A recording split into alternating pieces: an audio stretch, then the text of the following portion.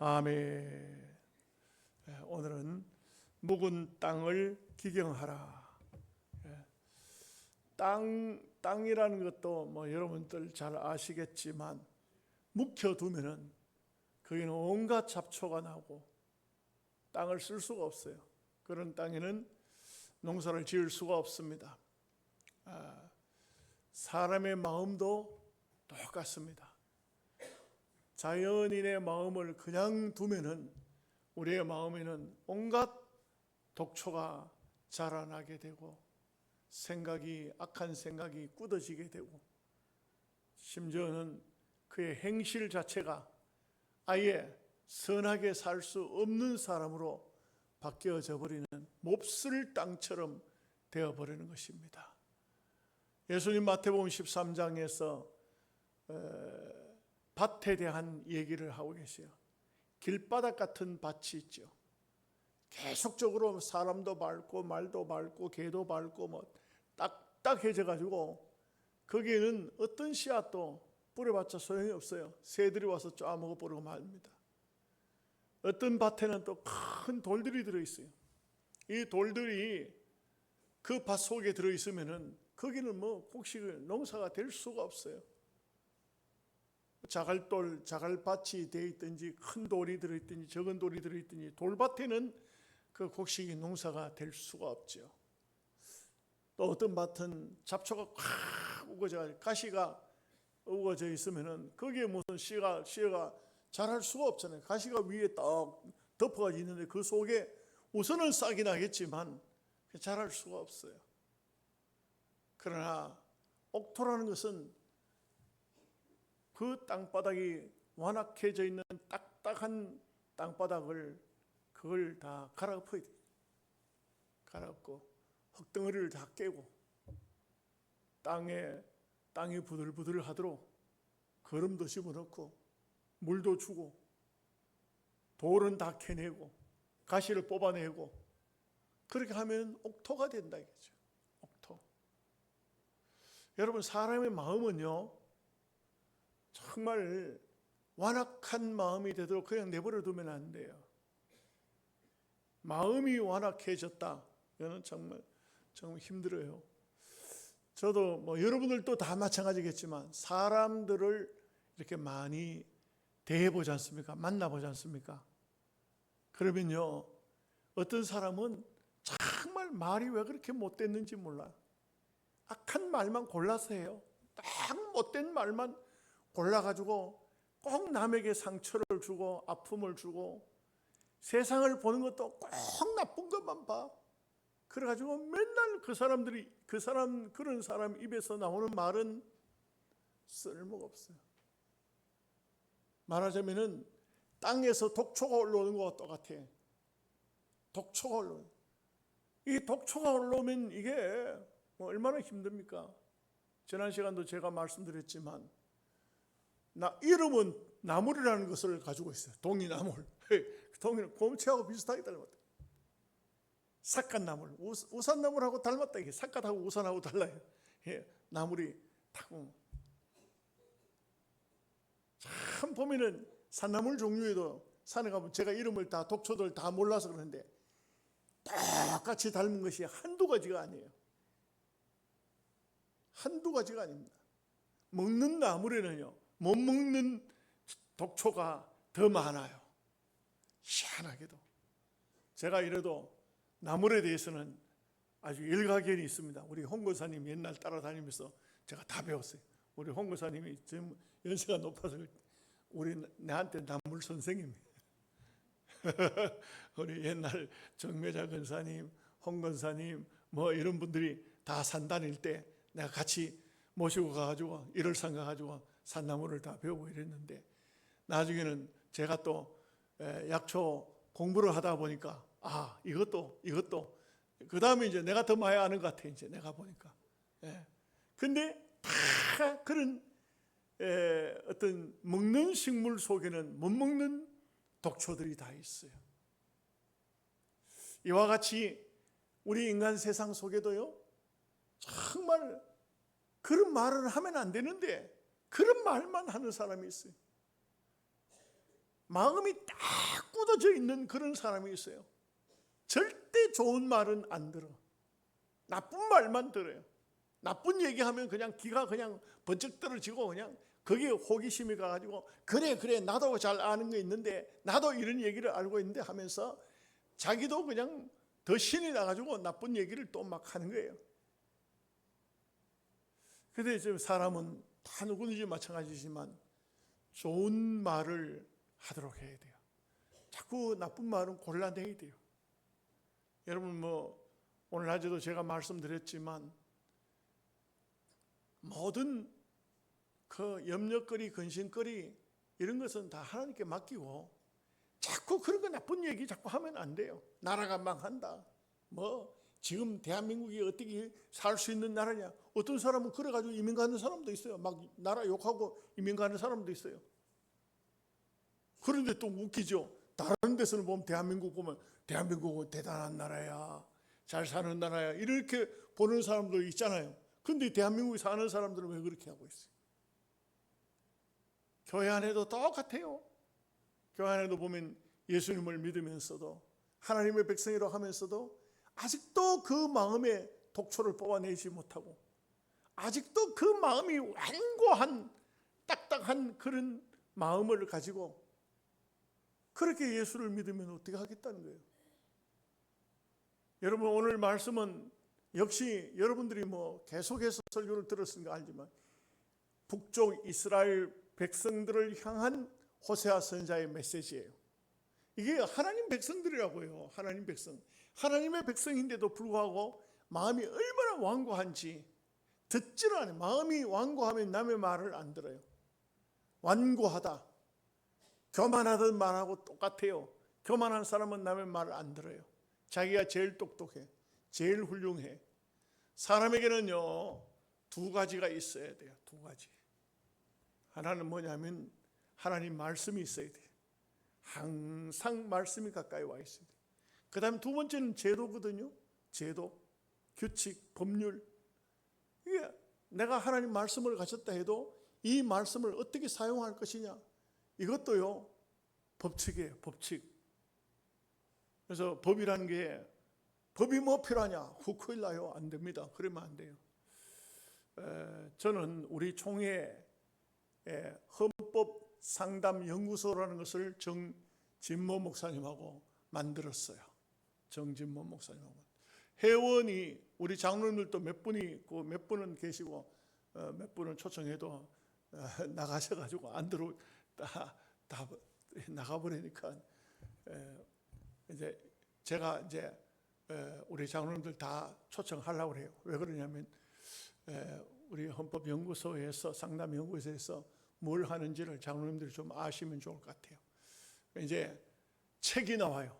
정진모 목사님이 그동안 계속해서 우리 목사님들하고 질문하고 답했던 것.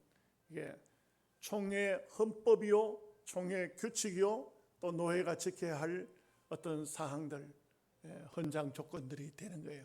그래서 이제 이런 것을 하는데 8월 8일 날 우리 교회에서 출판 기념회를 해요. 제가 이사장이에요. 우리 총회 여기는 비영리예요. 절대 무슨 비선이면 완전히 온전한 총회장도 개입을 못해요. 여기는 제가 이사장을 하고 있고 전국적으로 서울에, 강주에, 부산에 이렇게 그 임원들을 한 사람씩 두고 또 이렇게 충청도에 정진모 목사님이 소장으로 그분이 아주 법률가이고 정통적인 법률가이고 이렇게 합니다. 왜?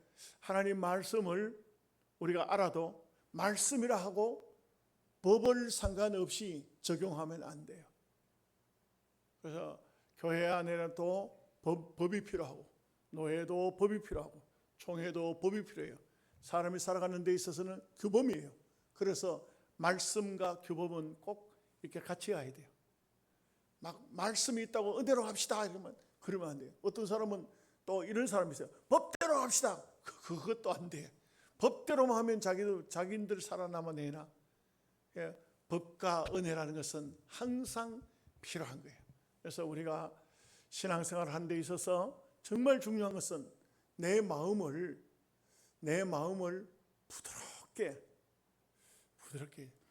제가 우리 총회에서 감사부에 있을 때 장로님 한 분을 그분을 이렇게 좀 가까이 해서 만나게 된 것은 이분이 우리 청학교회 출신이에요. 청학교회 출신인데 서울에 가서 사업을 해서 큰 사업가. 근데 이 장로님이 우리 청학교회 장인어른을 굉장히 존경하고 또 지금은 아들들이 장로가 되니까 또 아들 되는 우리 천암 장로님도 그 장로님을 굉장히 존경해요. 그래서 제가 감사부에 있을 때 만났는데 와, 세상에 그분하고 제가 대화를 하면서 야, 이렇게 사람이 순하고 착하고 부드러운 사람이 있을까? 그 나름대로 얼마든지 인간적으로 보면은 모든 조건이 다 갖춰져 있는 분인데 이 장로님이 임석규 장로님이라고 이 장로님을 내가 대하면서 느끼는 것은 정말 인격이 훌륭하시다, 대단하시다. 그 서울 같은 그런 아주 그런 곳에서 사업하는 이런 분 같으면은 얼마든지 자기 뜻대로, 자기 고집대로, 자기 어떤 의견대로 이렇게 할 수 있을 것 같은데 이분이 보니까 야, 제가 그런 생각이 들어요. 우리 장로님들이 다 이분처럼 되면 좋겠구나. 너무너무 사람이 인격적인 거 있죠. 그리고 유머도 있어요. 또 그 교회 담임 목사님이 송태근 목사라고 우리 동기 목사예요. 근데 제가 옆에서 전화하는 걸 봤어요. 전화하는 걸 들었는데 뭐 내가 있다고 해서 전화를 못하는 건 아니잖아요. 근데 전화를 했는데 세상에 그렇게 나 우리 교회 장로님들도 그렇게 말하는 분 한 번도 못 들어봤어요. 아주 전화를 딱 해가지고 목사님이 전화를 받았어요. 사랑하는 목사님, 사랑하는 목사님. 예, 연인 사이 같아요, 마치. 얼마나 그 장로님이 그 말씀하시는 거 보면서 부드러움을 느꼈는지. 그 저하고도 여러 번 이제 뭐 감사부에 같이 있다 보니 3년 동안 같이 있다 보니까 많은 얘기들을 나누고 이렇게 했는데 너무너무 참으로 인격적이고 아름답고 마음이 부드럽고 야, 그렇다. 신앙인이면 적어도 이런 마음 자세를 가져야 하지 않을까.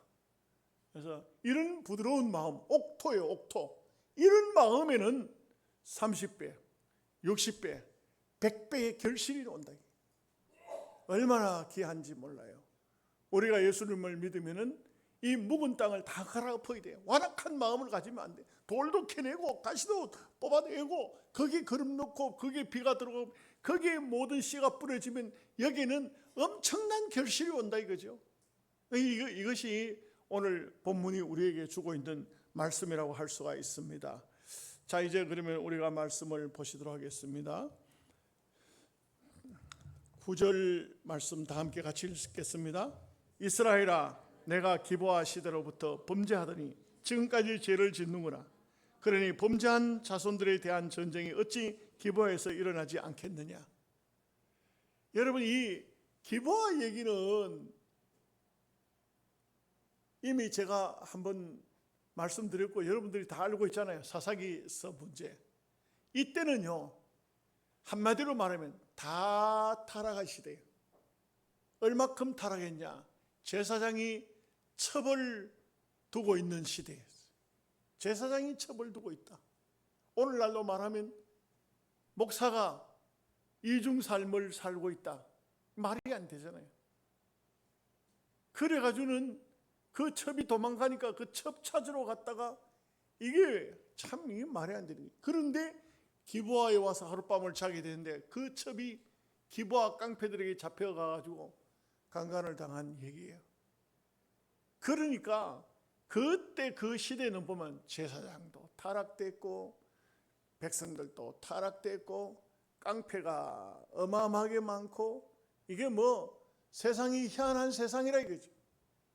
그렇게 범죄를 저질러 가지고 하나님께서 즉각적으로 심판을 내린 것이 사람들을 동원해 가지고 그 제사장이 자기 첩이 죽자 12토막 내 가지고 한 지파에 한 토막씩 보내놓을게네. 사람이 한 토막씩 왔다 이 말이에요. 사람이 한 토막씩 난리가 났죠. 그래 이게 어떻게 된 거냐 내용을 알아보니까 베냐민 사람들이 이렇게 악한 행동을 했다니까 모두가 모여가지고 베냐민 지파를 그냥 심판을 하는 이런 얘기죠. 그 악행이 지나쳤다. 얼마나 악행인지 아주 베냐민 지파를 아예 없애려고 마음먹었다. 없애려고, 완전히 없애려고. 살아남은 사람도 죄가 없어 살아남은 것이 아니고, 그래도 하나님께서 마지막 긍휼로 조금 남겼어요. 그 베냐민 지파는 아주 약해질 수밖에 없어요. 너무 죄를 범하고 너무 못된 짓을 하니까 아주 약하게 될 수밖에 없었어요. 여러분, 우리가요 다른 거 안 해도 돼요. 하나님만 잘 섬겨도 배운 거 없고 뭐 가진 거 없어도 그 가정의 그 뿌리가 든든해져요.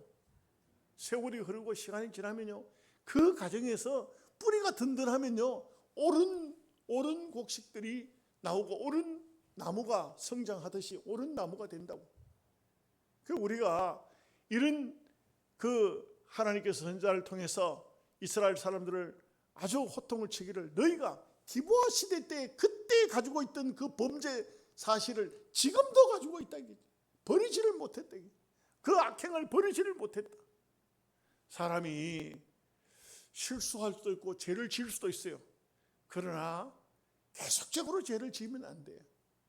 어느 한순간에는 내가 이러면 안 되지, 내가 사람으로 태어나서 이러면 안 되지, 버려야지, 이 나쁜 것을 버려야 되지.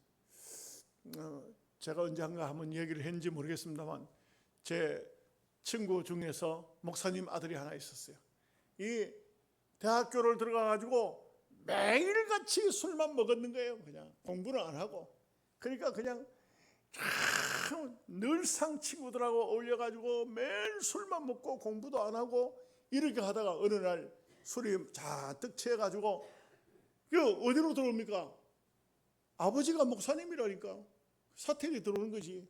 사택에 들어오는데 어머니가 거기에 서가지고 있다가 아들을 보더니 술 취해 들어오는 아들을 보고, 아들아, 네가 거기에 앉아라. 거기 술 취한 아들이 앉았어. 네가 사람이냐? 사람으로 태어났으면 사람답게 살아야 사람이니라. 목사의 아들이 문제가 아니고 네가 사람으로 태어났으면 사람으로 살아야 사람이 되느니라. 그날 그 어머니가 그 아들에게 호되게 꾸중을 했어요. 그 아들이요, 그날 그 술 취해가지고 들어왔다가 그 어머니의 호된 꾸중을 듣고 그날로 얼마나 회개하고 눈물 흘려서 변화되었어요. 새 사람이 되었어요. 신학교 들어와서 목사가 된 거예요. 그리고 그 아버지의 뒤를 이어서 그 교회 담임 목사가 됐어요. 이제는 은퇴를 하게 됐어요. 저보다 나이가 한 살 더 많은데 은퇴를 하게 됐어요. 여러분, 우리가 이 땅 위에서 사는 삶에 있어서 내가 어떤 존재인가, 내가 누구냐, 이게 하나님의 사람이라.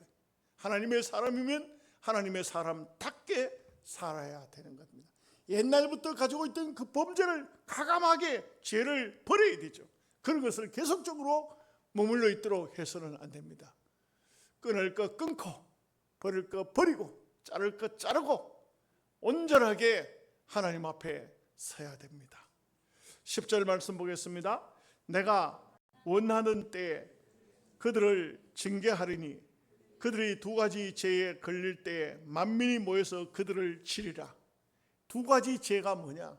첫째 한 가지는 하나님을 떠난 죄, 두 번째는 우상을 섬긴 죄.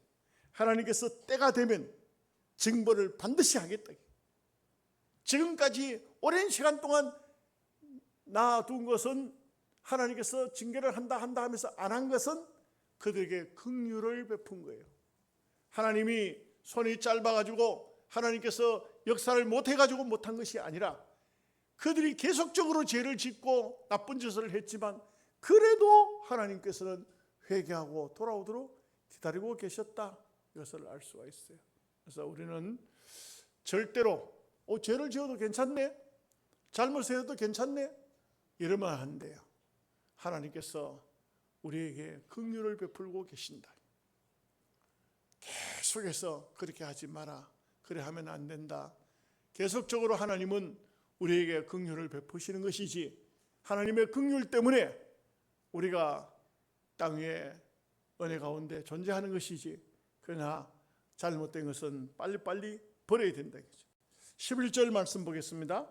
에브라임은 마치 길들인 암소 같아서 곡식 밟기를 좋아하나 내가 그의 아름다운 목에 멍에를 메우고 에브라임 위에 사람을 태우리니 유다가 밭을 갈고 야곱이 흙덩이를 깨뜨리리라.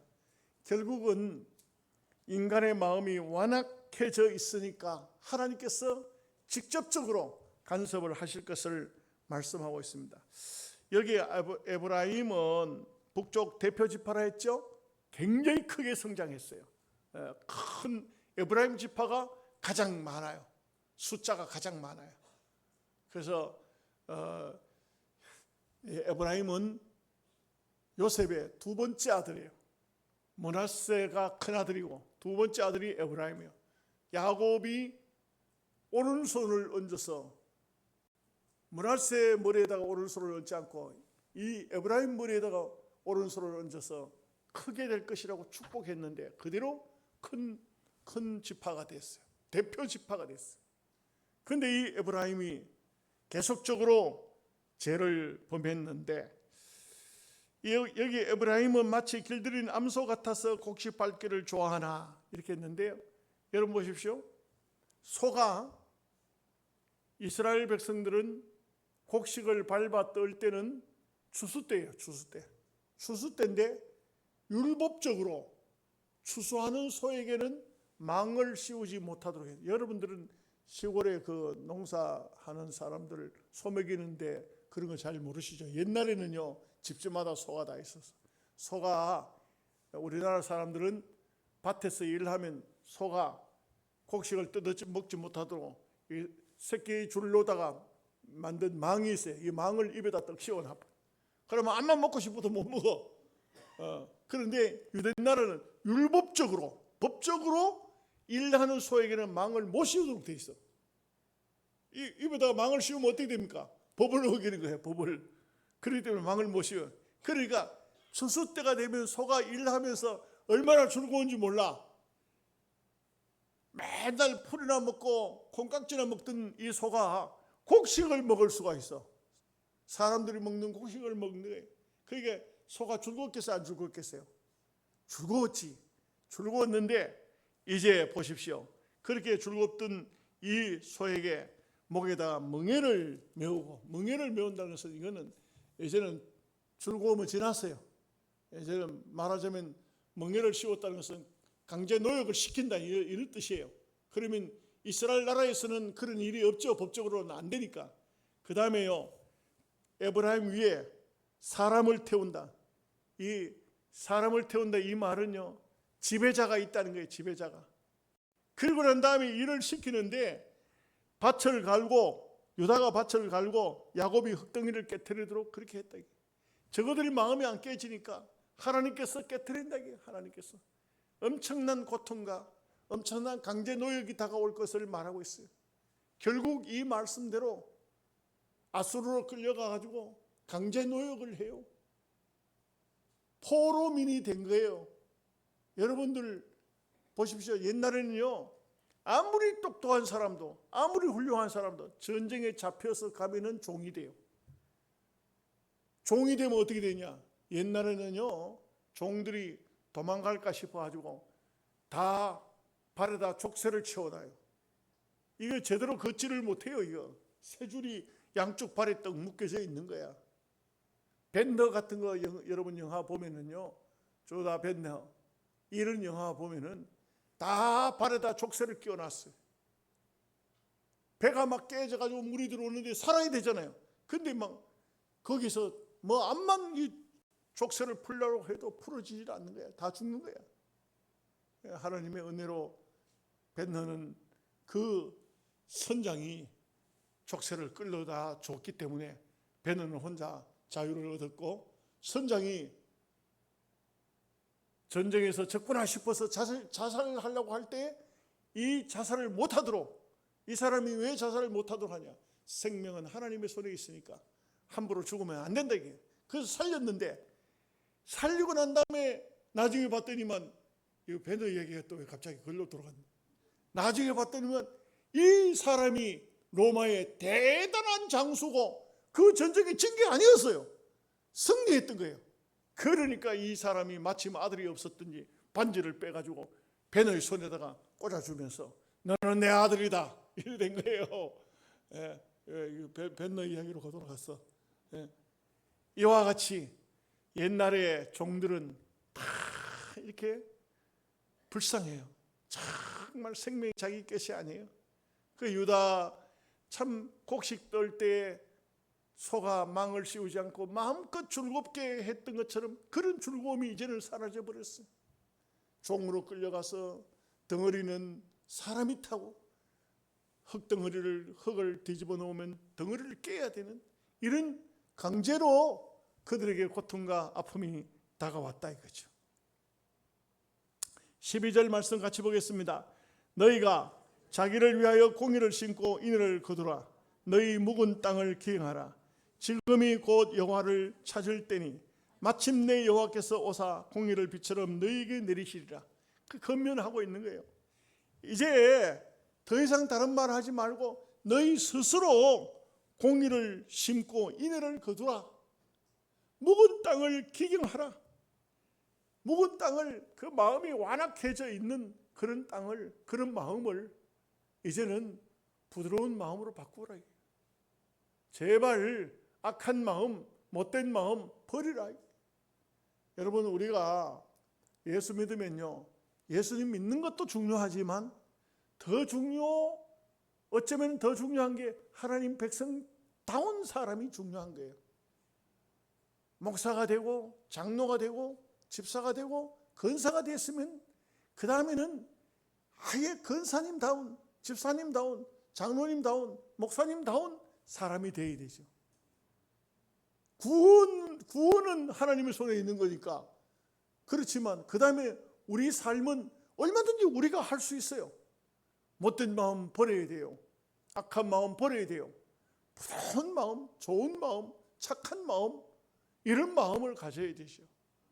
그래서 우리 성도는요, 언제나 내 마음에 좀 잘못된 생각이 들려고 하면 하나님, 내 마음에 부드러운 마음, 착한 마음, 아름다운 마음을 주세요. 기도해야 돼요. 그래서 좋은 마음을 가져야 돼요. 13절 말씀 봅니다. 너희는 악을 바꿔라 죄를 거두고 거짓 열매를 먹었나니 이는 내가 내 길과 내 용사의 많음을 의뢰하였습니다. 뭔가 물질이 있고 사람이 많고 이러면 교만하고 건방져가지고 여기 보십시오. 악을 밭을 갈아 죄를 거둔다. 거짓 열매를 먹었다.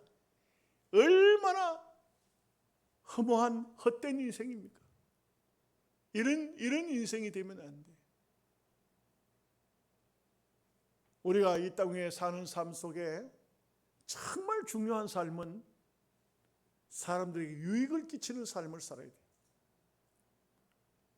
돼요. 제가요, 총회에서 제가 무슨 일을 하나 맡겨주려고 그래요.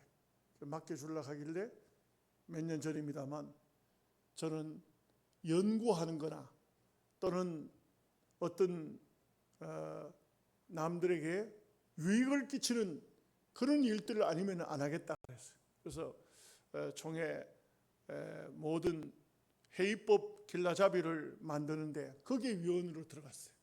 그래서 거기서 그 책을 만들어요. 지금도 제 이름으로 책이 나와 있어요.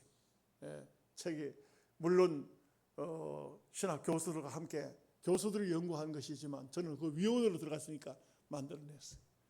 그래서 뭐 우리 장로님들이나 우리 성도들은 잘 모르지만 제가 이거는 이럴 때 자랑해야 될 것 같아서 그래서 책이 나와 있어요. 그 책이 두꺼운 책이 우리 총회적으로 나와 있는데 그거 딱 찍히면 위원 5명 중에 박병석 이름이 그거 딱 나와요. 그 마음이 흐뭇하다고. 우리 총회에 어떤 일을 하든지 간에 거기 보면은 내용에 이렇게 하라는 것이 딱 길라잡이가 딱 나와요.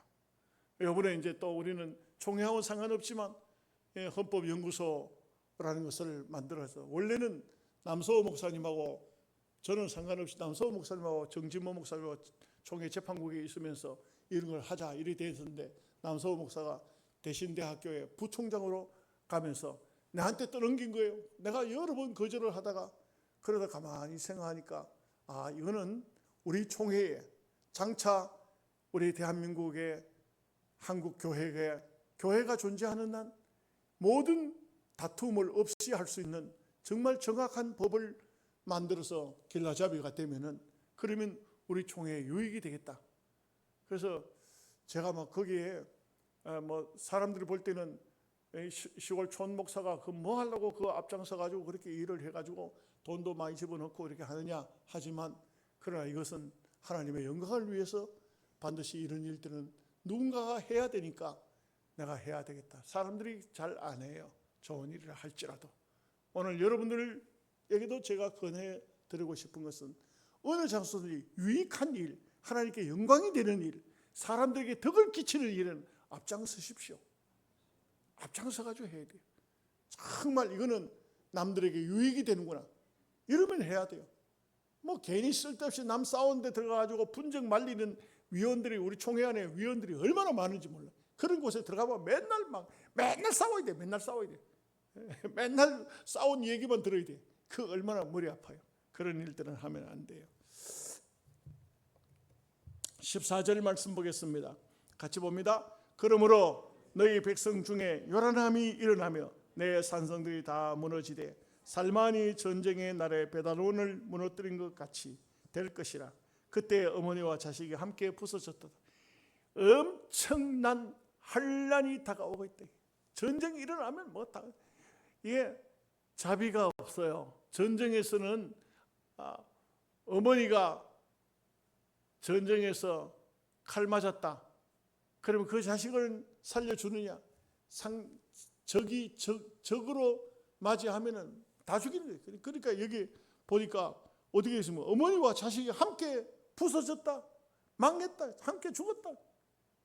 이게 뭘 말해주고 있습니까? 자비가 없다 이게요. 전쟁에는 자비가 없어요. 여러분, 전쟁이 일어나면 그게 무슨 아이고 저 사람은 불쌍하니까 살려주자, 그런 게 어디 있겠어요.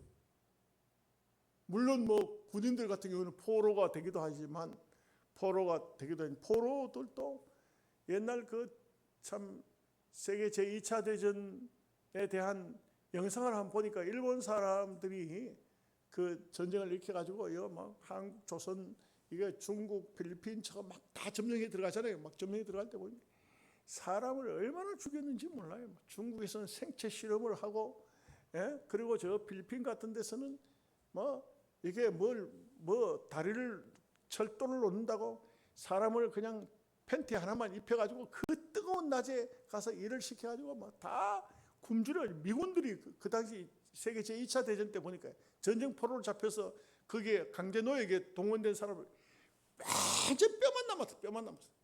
먹을 거는 안 주고 일은 계속 시키고 물도 안 준다고. 이 얼마나 잔인한지. 네.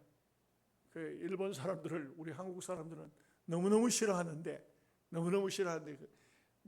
저는 그때 세대 사람이 아니라서 좀 이렇게 호의적인 그런 마음을 가지고 있었는데, 그런 그 역사적인 그 다큐 드라마 같은 거 이렇게 한번 보니까, 와, 저절로 입에서 하는 말이 저 일본 놈들 진짜 나쁜 놈들이구나. 이렇게. 미국도 웃기는 게, 그 일본 그렇게 악한 일을 했던 그 사람들에게 그 중국에서 사람 생체 실험을 했거든요. 여자를 잡아다가 그냥 임신한 여자를 그냥 산 여자를 배를 갈라가지고 그래가지고는 애를 어떻게 하면 죽는지 그 생체 실험을 하고, 사람이 어떻게 하면 피를 빼면 어떻게 얼마큼 피가 빠지면 사람이 죽는가, 이런 작당을 그 일본 사람들이 했다는 거예요. 근데 미국 사람들이 그런 일을 한 사람을 그거도요 법조인 출신이더라고. 이런 사람을 사형을 시키지 않았어요. 왜 사형을 안 시켰냐? 그 생체 실험한 모든 것을 미국 사람들이 도로 다 자기네들이 가져가고 이 사람을 살려준 대가가. 난 그래서 보니까, 미국이라 해도 참 저놈들도 인간은 잘못되면은 다 아주 짐승보다도 더 악하구나. 얼마든지 그럴 수가 있구나, 이런 생각이 들더라고요. 그 잔인하게 지금 현재 이 완전히 베다노원이, 원래 베델을 갖다 이게 아주 비꼬는 말이에요. 베다노원이 무너뜨려진 것 같이 어머니와 자식이 함께 부서지기. 너희들 지금 하나님의 말씀대로 안 살고 악하게 계속적으로 못되게 마음을 완고하게 그렇게 있으면은 망할 때는 아주 잔인하게 망할 것이다. 그런데도 이 이스라엘 사람들이 선지자의 그 외치는 소리를 잘 안 듣는 거예요. 왜 안 듣습니까? 지금은 평안하니까, 지금은 뭐 아주 부유하니까, 넉넉하니까. 그런데 우리가 보는 입장이 어떻습니까? 결국은 그렇게 돼버렸어요. 아수르에게 끌려가지고 처참하게 망했어. 완전히 그냥 엄청나게 망했어. 이거 뭘 말해주고 있습니까? 우리가 하나님 말씀을 대할 때 그렇다면 그런 줄 알아야 돼요. 뭐 그때는 그랬지만 지금 또 그럴까봐 그렇게 하면 안 돼요. 언제든지 우리는 이런 말씀이 그대로 이루어짐 같이, 하나님은 오래 참으셨지만 결국은 아수르를 통해서 완전히 멸망시켜서 이 이스라엘 나라가 완전히 황폐해져 버린 것 같이 우리도 이런 경고의 말씀을 받아야 된다 이거죠. 15절 말씀 보겠습니다. 너희의 큰 악으로 말미암아 베델이 이같이 너희에게 행하리니 이스라엘 왕이 새벽에 정령 망하리로다. 새벽에 망한다. 여러분, 한낮에 싸우다가 망한 게 아니고 새벽에 졸지에 망한다. 망할 때 그냥 뭐. 여러분, 새벽이라는 게 성경에 보면 놀라워요. 여리고성이 무너질 때도 새벽에 무너졌어요. 홍해바다가 갈라질 때 새벽에 갈라졌어요. 만나가 내릴 때도 새벽에 내렸어요. 이 새벽이라는 게 이게 참 보면 묘합니다. 구원도 새벽에 일어나고, 그 하나님이 어떻게 하신다는 거예요? 쉬지 않고 일하신다. 그래서 이런 새벽에 구원이 일어나고, 망할 때도 보면 새벽에 망해요. 악한 구원도 새벽에, 망하는 것도 심판도 새벽에 일어난다. 하나님은 절대 한번 시작하면은 바로 직속적으로 바로 하신다. 그렇기 때문에 오늘 선지자의 말씀은 뭘 말해주고 있습니까? 우리가 진정으로 하나님의 말씀을 그대로 믿으라. 그래서 믿고 어떻게 하라는 거예요? 묵은 땅을 기경하라. 너희 마음을 바꾸라. 악한 마음 다 버리라. 하나님의 백성답게 너희 마음을 착한 마음으로, 거룩한 마음으로, 아름다운 마음으로 품고 살아라. 이것을 말씀하고 있습니다. 이 주신 말씀이 생명의 양식 되시기를 바랍니다. 하나님 아버지, 감사합니다. 우리가 이 땅에 사는 동안 하나님의 사람으로 마음을 강팍하게 하고 마음을 악하게 묵은 땅처럼 만들어서는 안 된다는 것을 말씀하고 있습니다. 우리가 우리의 마음을 참 아름다운 마음으로, 경건한 마음으로 하나님을 잘 섬기는